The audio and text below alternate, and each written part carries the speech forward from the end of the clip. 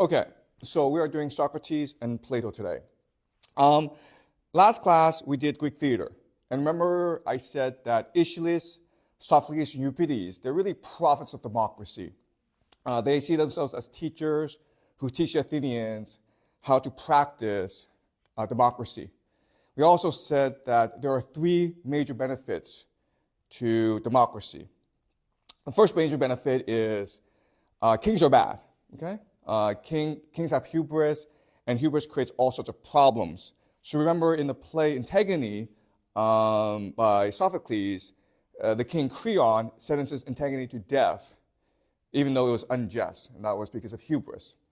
Second major benefit of democracy is it is a gift from the gods that teaches citizens individual responsibility.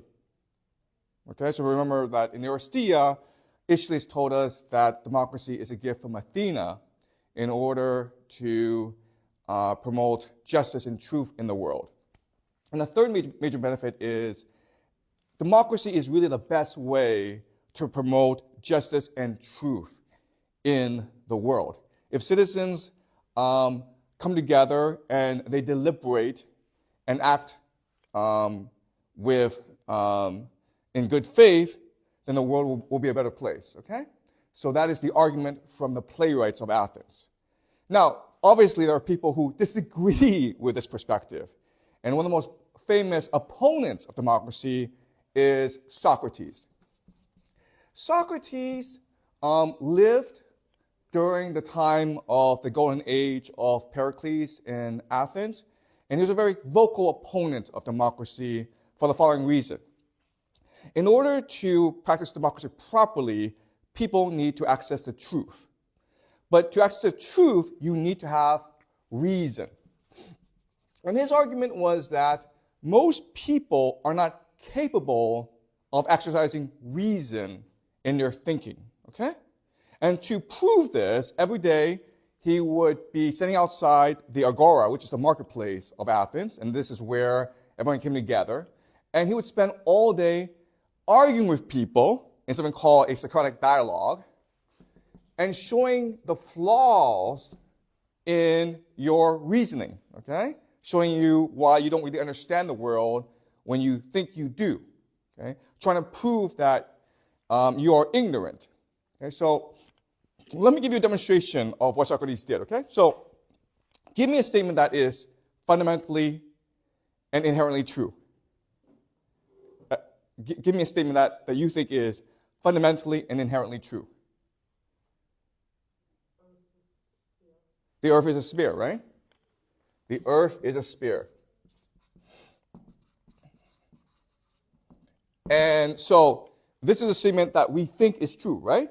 And so what Socrates would do is he would slowly and methodologically expose the flaws in this statement, okay? So the first question for you is, what is a sphere? Explain what a sphere is.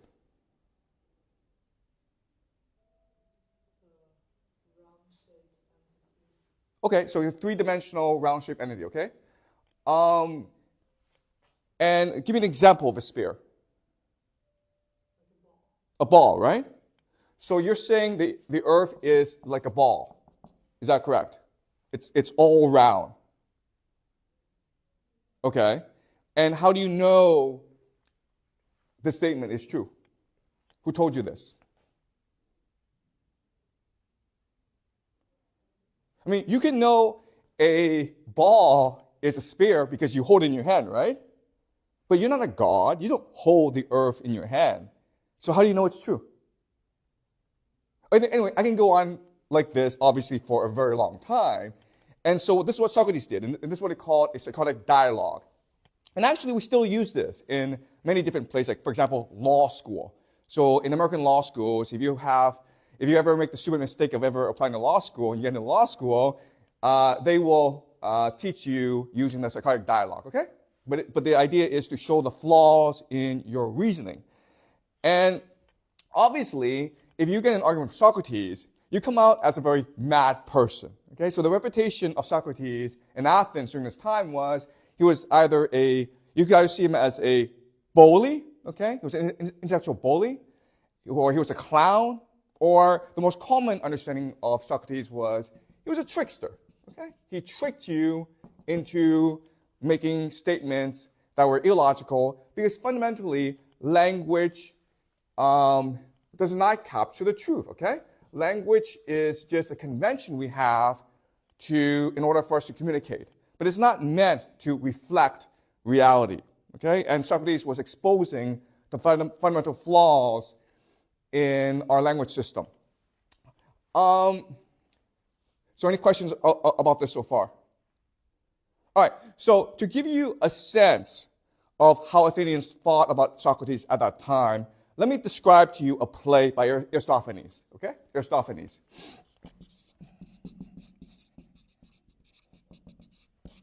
Aristophanes was a very famous satirist in Athens. And he made fun of all the very famous individuals of Athens, including Pericles, who, as we said, was the de facto king of Athens at this time, but also Cleon, who replaced Pericles as the leader of Athens. He also made fun of Socrates, okay? And the play was produced in 423 BCE, and the play was called The Clouds. So let me first explain the plot of The Clouds, and then we will interpret what it meant, okay? So in The Clouds, there's this Athenian farmer, a normal citizen, and he's in a lot of trouble because his wife spends a lot of money. So he owes a lot of money to creditors. And his creditors are banging at the door and demanding their money back. So he comes up with this plan to get rid of his debts. There's a school called the Thinkery. Okay? And it's run by a man named Socrates. And the Thinkery proposes to teach you reason, logic, truth, so that you can go and deceive jurors, okay? You can basically go and manipulate people and deceive them in a trial to get out of your debts.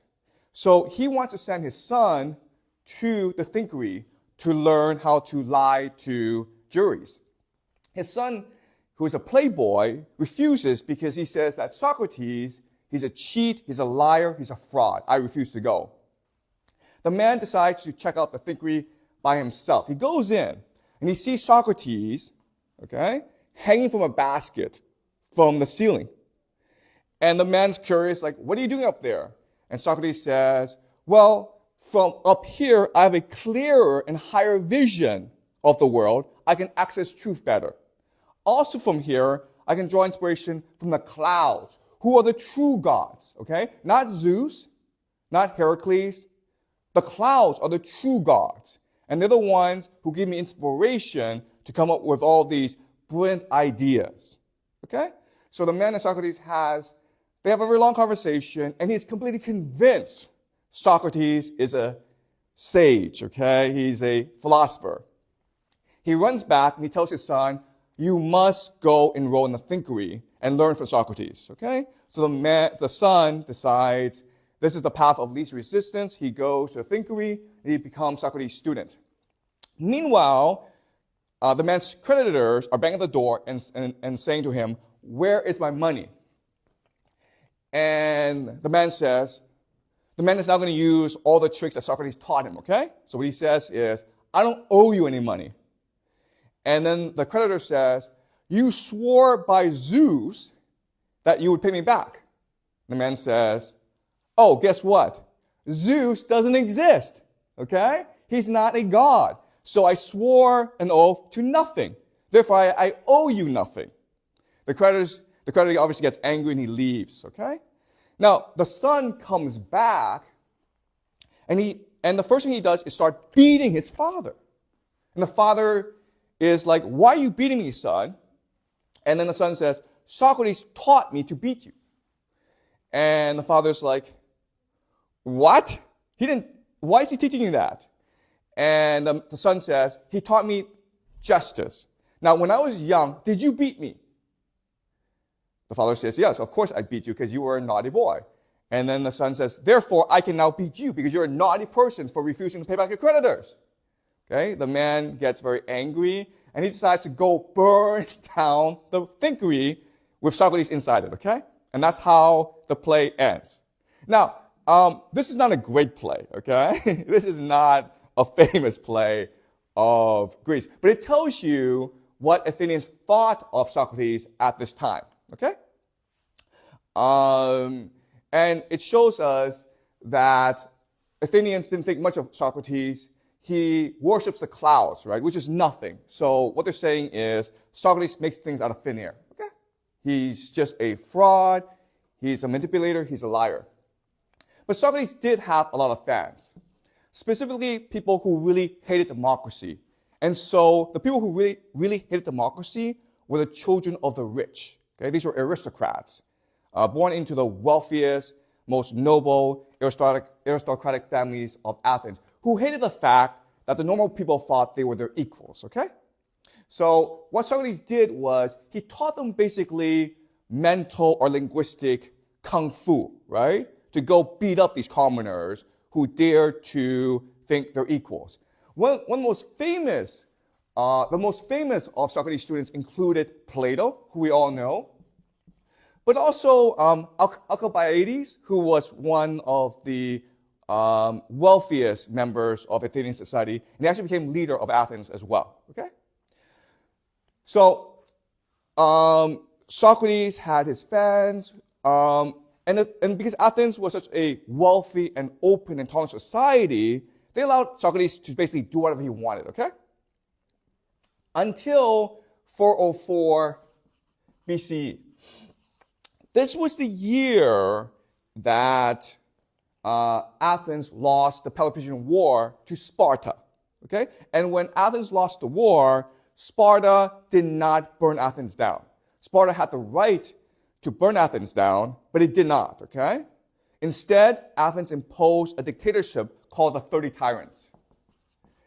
And the 30 Tyrants came from the wealthiest families of Athens, who also happened to be students of Socrates, okay? Socrates did not actually participate in a tyranny, okay? Socrates refused to participate in a tyranny, but there were many of these tyrants who were Socrates' students. And they were terrible people. They killed at least 5% of the Athenian population. They stole a lot of wealth. And they were so terrible that ultimately the Athenian people revolted against them and reinstalled their democracy. Okay? So when the tyranny was overthrown, the 30 tyrants were exiled. But most people were given clemency, okay? They were forgiven if they participated in the regime. Then what happens next is very strange. In 399 BCE, Socrates is put on trial. Remember, this is after the democracy is reinstated, and this is when people who participated in the tyranny were forgiven, okay? But in 399 BCE, Socrates was put on trial. And he was put on trial and charged with 2 crimes. The first is impiety, okay? Which basically means he was insulting the gods of Athens, including Zeus, which is what he did in the play Clouds, okay? The second is corrupting the youth of Athens, okay? Basically miseducating the youth of Athens, which is also what he did in the Clouds, okay? So it almost seems like this entire trial was a cruel joke put on by the people of Athens to teach Socrates a lesson. Okay? Does that make sense? So the people of Athens expected Socrates to apologize, make some jokes, be funny, and then all was forgiven, right? During the trial, Socrates refused to defend himself. What he said was this: I am not a good speaker. I am bad with words. I'm just a poor person, okay, who comes from a poor family, who spends every day seeking out the truth. I spend all my time seeking out the truth, thinking about the truth, that I have no time to practice rhetoric. I'm not good with words. Also, I should not have to defend myself, because you're all capable of reason. You're all capable of logic. Therefore, if you just think for yourself, you will realize I'm not guilty. I had absolutely nothing to do with the 30 tyrants. I spent all my life trying to help Athens. Therefore, if you're stupid, you will vote me guilty. If you're stupid, there's nothing I can do about it, okay? So, obviously, the jury was insulted by his speech, and they voted, out of 500 people, 280 to 220 they voted that he is guilty, okay? They declared he was guilty of these two charges. Now, as you can see, it's still a pretty close vote, okay? I mean, Socrates was basically being a jerk during the trial, and they voted him guilty, but it was a pretty close trial, 280 to 220. Now, the second part of the trial is, if you're found guilty, they have to figure out what your punishment is, okay? So the jury asked Socrates to propose a punishment for his crimes. And then what Socrates said was, you have found me guilty. And the reason why you found me guilty is because I speak the truth. I am a gadfly, okay? Gadfly. I go around and I point out the nasty truths of Athenian society. I put a mirror to your face and I show you your warts, your pimples, your ugliness. Therefore, you hate me. But what I've been doing all my life has been for the good and betterment of Athens. I'm a public servant. I am the most selfless public servant. Okay?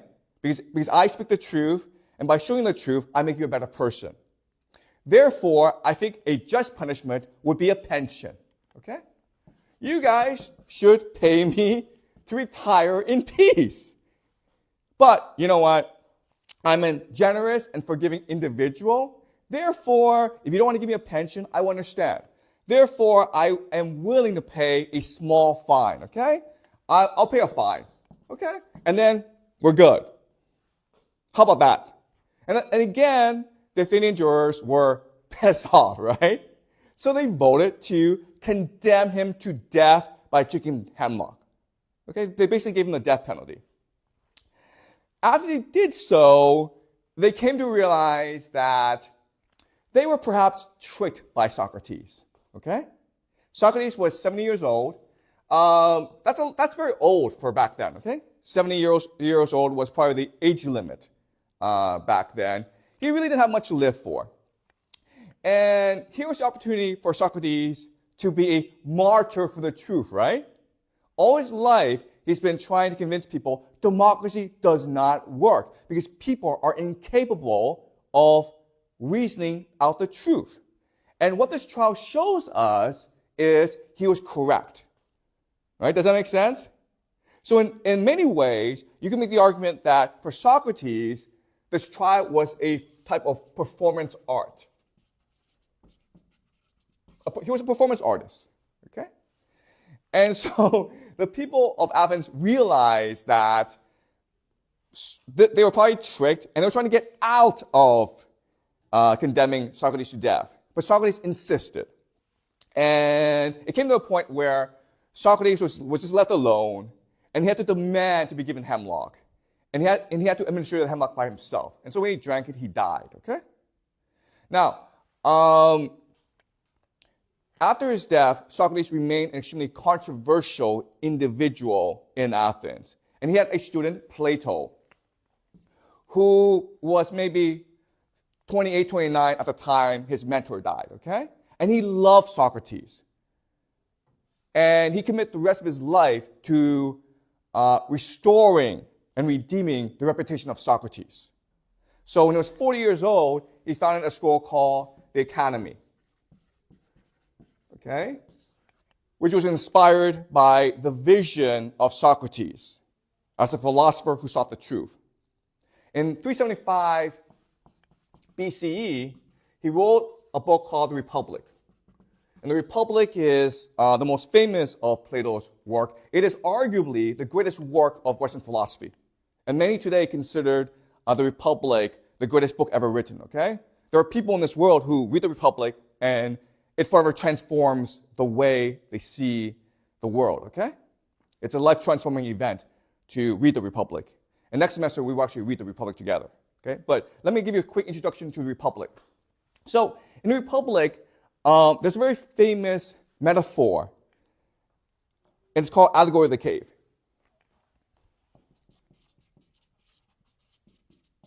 And this is really the most famous allegory or metaphor or analogy in Western thought, okay? By far.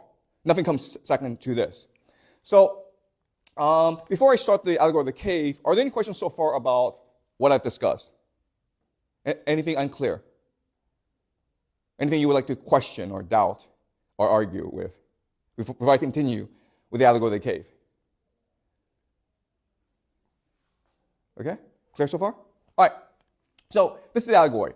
Imagine a cave deep under the earth, okay? There's a cave. Now, in this cave, at the back, there's a large fire that shines light on into this cave, okay? There are these prisoners who are chained to the floor. And they're chained so that they cannot move their necks. They can't move around, okay? They can't move. The only thing they can do is stare at a wall in front of them. That's the only thing they can do, okay? Now, there are these people behind them who are like puppeteers. They hold up cardboard pictures of maybe rats and birds, okay? And the fire will project these images onto the wall. And so these people, who again cannot move around and they can only see the wall in front of them, they come to think that this wall is the truth. It's the only reality that exists. And they start naming things that they see, and that creates language. And they like to play games and try to figure out who can create the best language, okay? And then they give awards to the people who create the best language, who are playwrights, right? Okay? So what Plato is saying is that we may honor art and poetry and drama, but they're all lies. Okay? Now, one day, for whatever reason, we don't know why, but one man finds his chains are loosened, and he's able to get up. Okay? And he stumbles around, and he sees a light coming from the top. So he's curious, and he climbs all the way to the top, and he's now outside in the free world. Okay? And it's painful, because his eyes are not trained to see the sunlight. Okay? So the sunlight, it's like burning him. Okay? It's like burning him alive. And so at first, all he's doing is staring at the ground. And so he's seeing reflections in the pond, in the pool. But then he slowly acclimatizes himself to the sunlight, and he starts to see the world around him. And it's beautiful, okay? But it's so beautiful that it is beyond language. He does not have the language to describe this world that he's in, okay? This is beyond language. And then finally, he develops the courage to stare up in the sky, and he sees the sun, okay? The sun. And he is amazed by how the sun is the source of all life. And now, for the first time, he fully understands the truth of the world. Okay? And when he does, he is seized by regret, because he remembers he has all these friends who are still trapped and imprisoned in the cave. And he pities them. So he swears that he will, even though he loves where he is, he will still venture back into the cave in order to show people the truth of the world and to tell them that you've been living a lie all your life, okay? So he goes back into the cave. Now remember, his eyes are now accustomed to sunlight. So in the cave, it's all dark. So he stumbles around. He falls, and he hurts himself, okay? And then he goes and talks to the prisoners and tells them, hey, I've been to the outside world. I've been to the sunlight. I know what truth is. And then they're like, can you describe to us what it's like then? And he can't do it, okay? And then they're like, tell us what you see on the wall. And because he's been so accustomed to truth, he can no longer use human language to describe anything. Okay? And so the people are convinced, utterly convinced, he's an idiot, he's insane, he's a clown. And so they refuse to follow him. And at some point, because he insists on revealing the truth to them, they kill him. Okay? That's the allegory of the cave, okay? And you'll remember this allegory for the rest of your life. Now, this allegory is powerful for 3 reasons, okay? And I want you to remember these 3 reasons because we will go into them later on in the course. The first reason is, who's the man who goes out in the sunlight and sees the truth? It's obviously Socrates, right?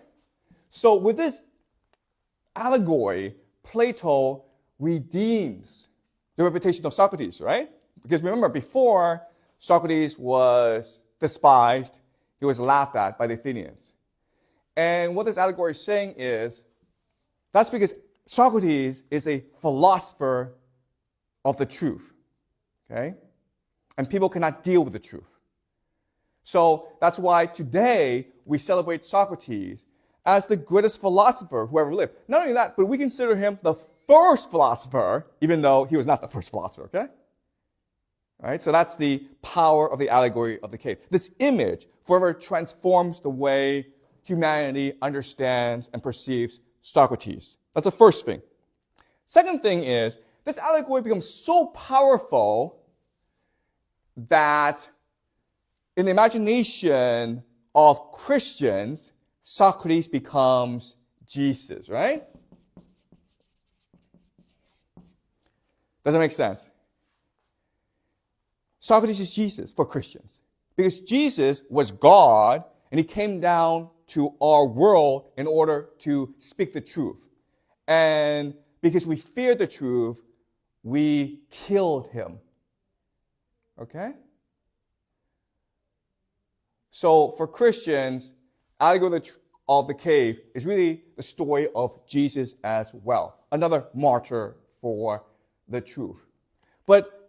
And the last thing is, this allegory of the cave becomes the framework for Christianity. Okay? It becomes the intellectual framework for the religion of Christianity. So let me show you how, okay? So, this is an allegory, and behind the allegory, there is an understanding of reality, a philosophy, a religion, okay? So here is the Platonic understanding of the world. There's something called the form of the good. Okay? And obviously the metaphor would be the sun, okay? And the form of the good is a source of everything, okay? It's a source of all truth. It is the truth. It's called the form of the good. And emanating from the form of the good are concepts and ideals that structure the universe. And they are reason, beauty, and truth, and justice, okay? And there are others, okay? But these are the main ones. Reason, truth, beauty, and justice. They emanate from the form of the good, okay? And then emanating from these concepts are these forms that are perfect, okay? So, for example, maybe the perfect horse, which represents beauty, okay? Or the perfect woman, who represents justice and beauty as well, okay? But this is all perfection. And from this higher world comes the lesser world, the reality we live in. So everything that we see here, everything that we are here, is only an imitation, a shadow of this world, okay? Does that make sense? Imitation. So there are horses, but these horses are just copies of that perfect horse up there. Okay? So the major difference is, in this world is eternal. It has always existed, and it will always exist. It's eternal. Second is, it is immutable. Immutable just means it will never change, okay? And the reason why is it's perfect. Okay? So these are 3 distinct qualities of this higher world. Eternal, immaculate, and perfect. And everything down here is basically the complete opposite, okay? We will all die. We will all feel pain. But up there, no one feels any pain. No one dies. It's all perfect. Okay? Does that make sense? Guess what, guys? What is this? This is a Christian universe, right? This is God. This is heaven. This is earth. Okay? Does it make sense? This is the allegory of the cave. And you can see how it does these three things. It redeems the reputation of Socrates. It gives Christians an understanding of Jesus. And it becomes the framework from which Christians will build their understanding of the world. It becomes the basis of the Christian religion. Okay? So Plato is the real founder of the Christian religion, not Jesus. Okay? And we will go more into this when we discuss Christianity in the future. All right?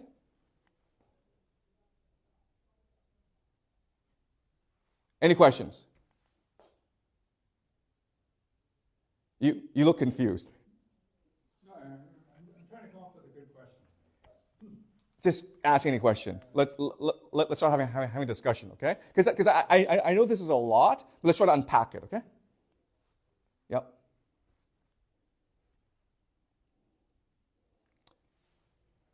Why is the book called Republic?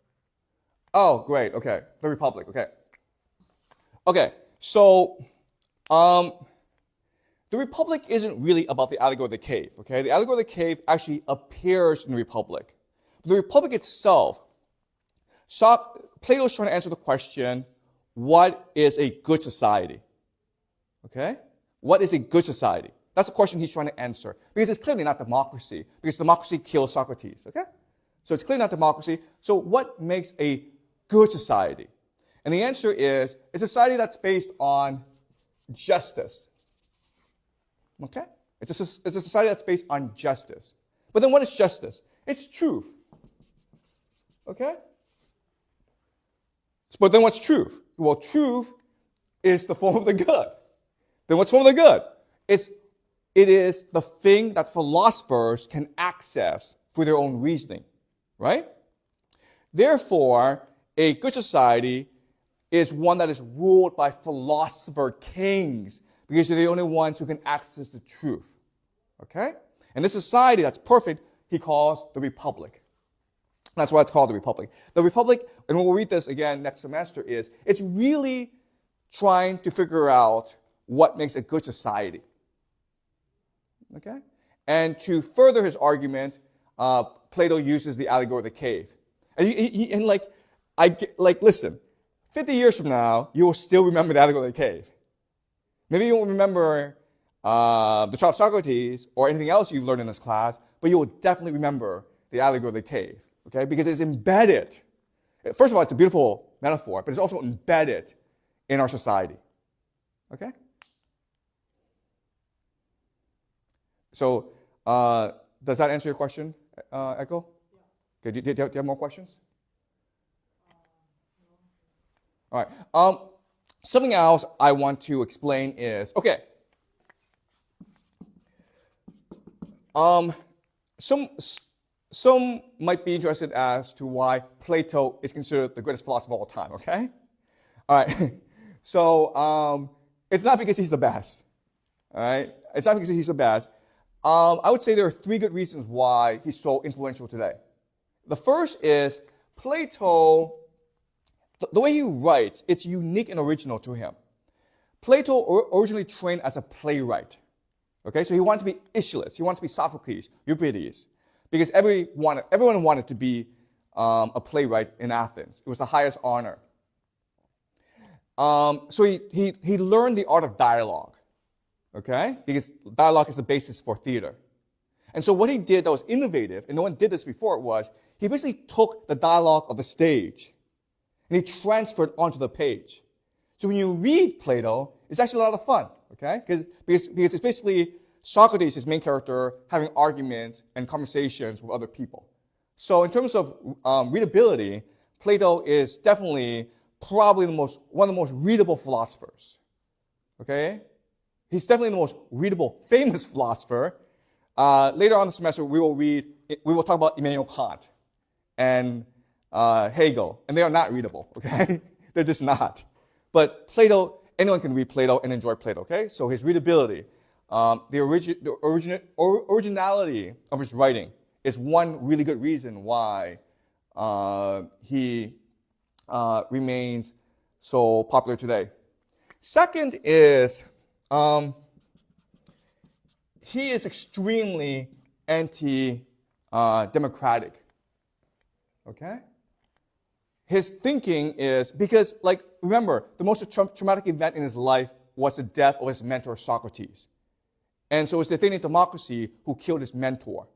So he passionately hates democracy. Okay? Well, you know who else hates democracy? Kings hate democracy. And throughout most of human history, kings ruled the world, right? So what's amazing about Plato is he's the only writer in human history who has been read continuously for 2,000 years. Does that make sense? We lost Homer for a bit. We lost the playwrights, Aeschylus, Sophocles, and Euripides for a long time. But Plato has always been read continuously. And he's been the most, and as a result, because it's easy to access Plato, he's become the most influential philosopher of all time. Okay? Does that make sense? And third of all was his academy. Okay? And the academy in Athens at that time, it's like Harvard, right? Or Oxford today. It's a place where all the elite children went. Okay? So his students were the most powerful people in the world, basically. And his most famous student was Aristotle. And as we'll discuss in future classes, Aristotle is the one who basically packaged and promoted Greek culture. And Plato became a very important individual in the spreading of Greek culture. In fact, he was basically the main hero in this process, okay? So does that make sense? All right? Feel free to argue with me, by the way. I mean, like if you feel I've said anything controversial or you sort of disagree with, let me know. And I will rebut. We can have a Socratic dialogue, okay? Any more questions? Ask a question, okay? Ask a question. So how much was Plato building on thought that came before him? Like with this, with the form of the bit.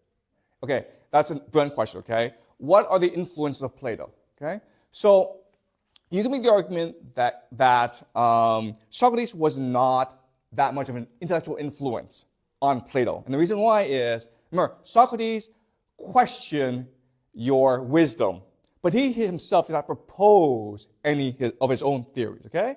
That's a big proposal all of a sudden, right? Right. So what we know is this. First of all, during this time, this was the golden age of Greek philosophy, right? You had lots of philosophers in different polises, different places, proposing all these wonderful theories. So Plato definitely had access to them. Plus, they were all friends, okay? And we also know this world of Greek thought was heavily influenced by Egypt, right? Because Egypt was really the epicenter of learning and philosophy at this time. And Egypt was actually very close to Greece. Also, Mesopotamia, right? The Persians, okay? So, 399 BCE, Socrates dies, and then Plato spends the next 12 years traveling around the world. And while he's traveling, he's absorbing lots of different philosophy, okay? So, look, we don't have access to Egyptian sources, right? So we don't know what sources would influence Plato. But we know the Egyptians heavily influenced the Greeks. So we can make the assumption that the Egyptians were heavily influenced on Plato, as well as Mesopotamia, as well as the other Greek philosophers like Pythagoras and Democritus. And so what's really important is Athens at this time was not an isolated society. It was part of a larger intellectual landscape and a lot of these places had richer intellectual histories than Athens, okay? Egypt, definitely. Mesopotamia, okay? So does that answer your question? The answer is we don't know, okay? And the reason, again, is most of this is lost to us, right? I'm sure there were philosophers at this time who were the equal of Plato in terms of originality, okay? But we don't know who these people were. Because remember, censorship, it's not really just about changing the past. It's also about eliminating most of the past, right? Okay. It's just like when you come up with an idea like this for the first time, right? It introduces into Greek society. It's like, hey, you know what the world needs? More people like me, right? We need more philosophers, like brilliant people that could lead the united people around, right? And I was just kind of curious, like how much of that was common currency at the time, but I suppose it was very common. It was very common. It was very common for Greeks to think they should rule the world. It was just very common. So Plato himself actually went to a place called Syracuse. Syracuse is a city on the island of Sicily. It's very prosperous, and the king of Syracuse invited Plato to come counsel him on how to be a tyrant, a good tyrant, right? He wanted to be like a philosopher king. And then Plato basically said to him, well, you should let me be the king, and then you will have a philosopher king. And of course, the king of Socrates didn't like this idea, so he almost killed Plato, okay? But Plato has very wealthy friends, and he was very rich himself, so he basically ransomed his way out of Syracuse. So as a politician, as a practitioner of philosophy, as a practitioner of his philosophy, he's terrible, okay? Right? He tried his philosophy in Syracuse, didn't work out, pissed off a lot of people, okay? But everyone wanted to be a philosopher king. Okay. Any more questions?